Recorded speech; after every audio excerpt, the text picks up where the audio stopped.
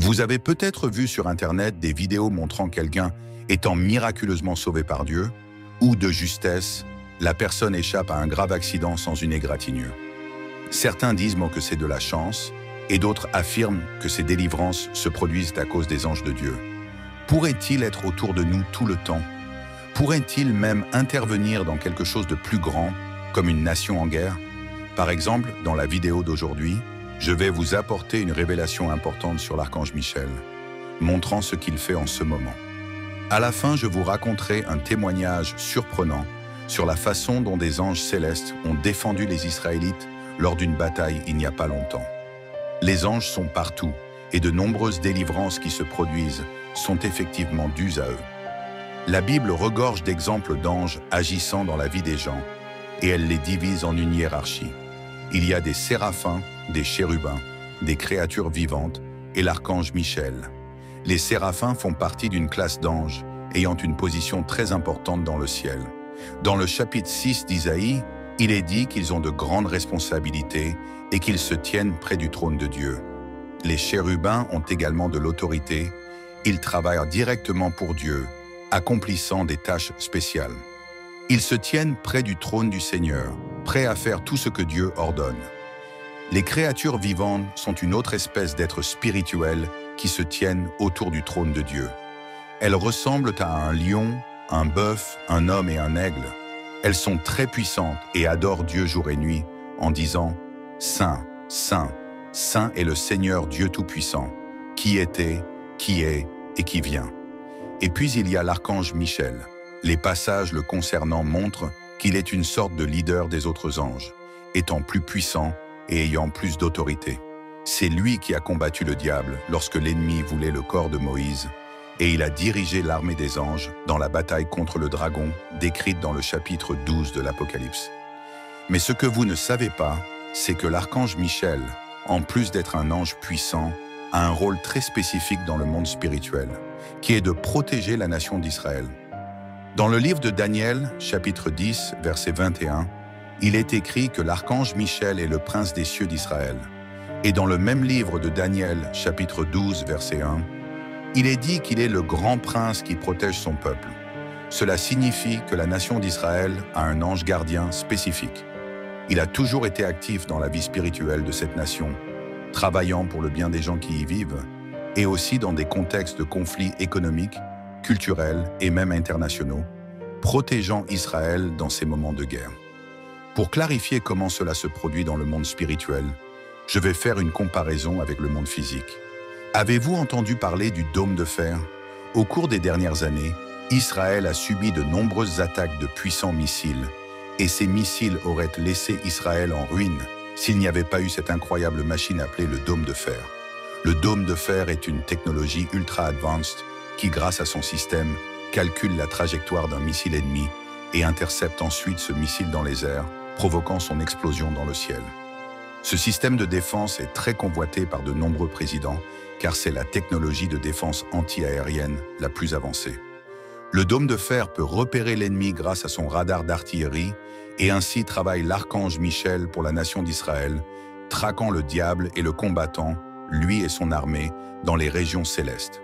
À travers l'histoire, nous voyons que chaque roi, lorsqu'il levait une armée, en plus de choisir ses soldats et de les préparer pour le jour de la bataille, nommait également quelqu'un pour être le soldat général. Ce soldat général serait responsable de transmettre aux autres soldats les stratégies de bataille, les lieux de rencontre et les emplacements d'attaque. Ainsi, un chef d'armée travaille toujours de manière stratégique. Je ne peux pas imaginer que cela soit différent pour Dieu. Sa parole affirme qu'il est le chef de tous les autres anges. Je vais donc maintenant expliquer pourquoi l'archange Michel veille tout le temps afin que la nation d'Israël ne soit pas anéantie de l'humanité. Nous, les chrétiens, croyons que Dieu a un plan spécial pour Israël, et cette protection est liée à la seconde venue de notre Seigneur Jésus. Nous savons que Christ a promis de revenir un jour, mais il ne reviendra que lorsque le peuple juif le connaîtra et l'acceptera comme son sauveur. Lorsque Jésus était ici sur terre, son peuple ne croyait pas qu'il était le Messie, celui envoyé par Dieu, et c'est pourquoi Christ a pleuré profondément sur le mont des Oliviers, et il a dit les mots suivants. « Jérusalem, Jérusalem, toi qui as tué les prophètes et lapider ceux qui t'étaient envoyés. Combien de fois ai-je désiré rassembler tes enfants, comme une poule rassemble ses poussins sous ses ailes? Mais vous ne l'avez pas voulu. Voici votre maison vous est laissée déserte. Car je vous dis, vous ne me verrez plus jusqu'à ce que vous disiez, béni soit celui qui vient au nom du Seigneur. Ici, nous voyons clairement que Jésus ne reviendra que lorsque les Juifs crieront à l'aide, en disant « Béni soit celui qui vient au nom du Seigneur ». Et cela se produira après qu'Israël soit entouré par tous ses ennemis à la fin de la grande tribulation. Cette prophétie, qui précède le retour de Jésus, doit être accomplie et le diable le sait très bien. Par conséquent, Dieu doit protéger Israël par l'archange Michel, afin qu'à l'avenir, le peuple juif reconnaisse que Jésus est le Sauveur envoyé par Dieu. Et si toute la nation d'Israël devait être anéantie de l'humanité, comme le désirent leurs ennemis, alors Jésus ne reviendrait pas sur cette terre. Comprenez-vous? Donc, Dieu a besoin que le peuple juif existe pour que cette prophétie soit accomplie. Et rappelez-vous ce que je vous ai dit au début de cette vidéo sur le moment récent de l'histoire où des anges ont protégé Israël. Eh bien, en 1973, un conflit armé a eu lieu entre Israël et une coalition de nations dirigée par l'Égypte et la Syrie. Ce conflit a été appelé la guerre du Yom Kippour. La guerre a commencé lorsque l'Égypte et la Syrie ont lancé une attaque surprise contre Israël le jour le plus sacré du calendrier juif, le Yom Kippour, qui est le jour du grand pardon. Alors qu'ils étaient dès pris par surprise et que les ennemis venaient de tous les côtés, l'armée israélienne était acculée et avait peu de chars à sa disposition.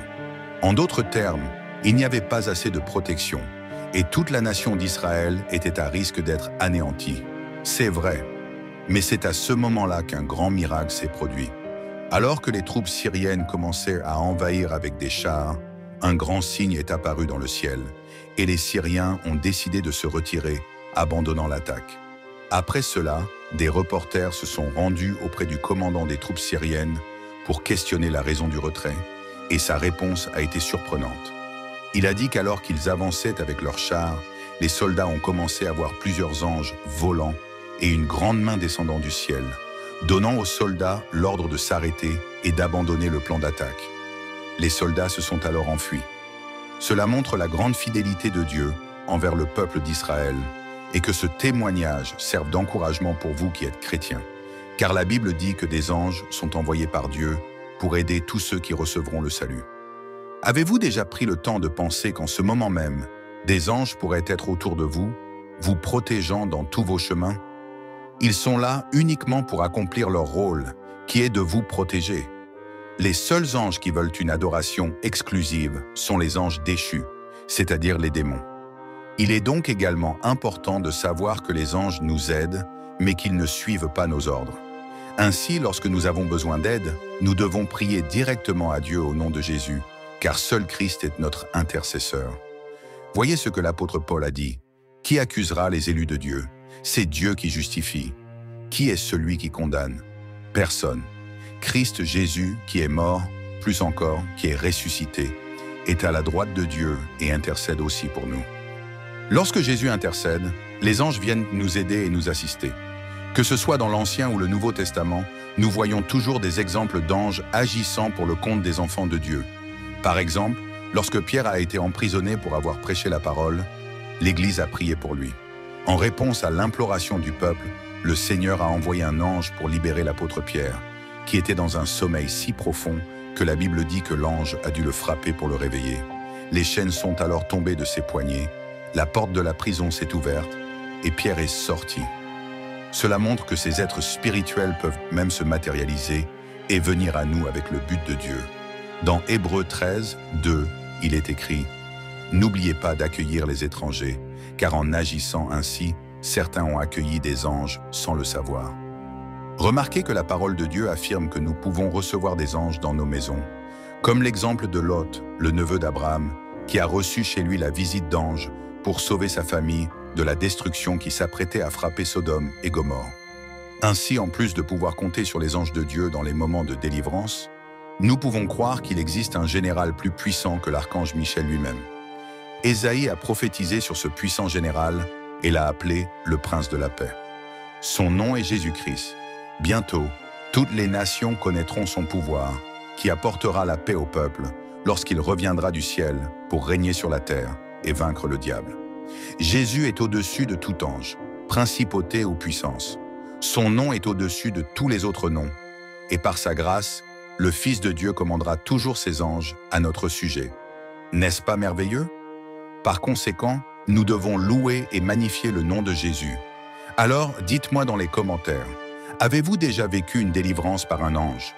Avez-vous déjà eu un moment où vous avez reçu un miracle ou été réconforté par Dieu? Vous pouvez être sûr que c'était un ange. Je veux que vous l'écriviez dans les commentaires. Cela encouragera les gens à avoir confiance dans le soin de Dieu pour eux. J'espère que cette vidéo a édifié votre foi. Maintenant, je vous demande de la partager avec le plus de personnes possible. Nous avons atteint la fin de notre vidéo et j'espère que cela vous a plu.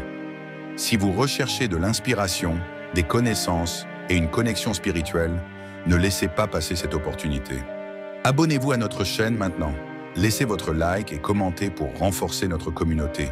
Que Dieu vous bénisse.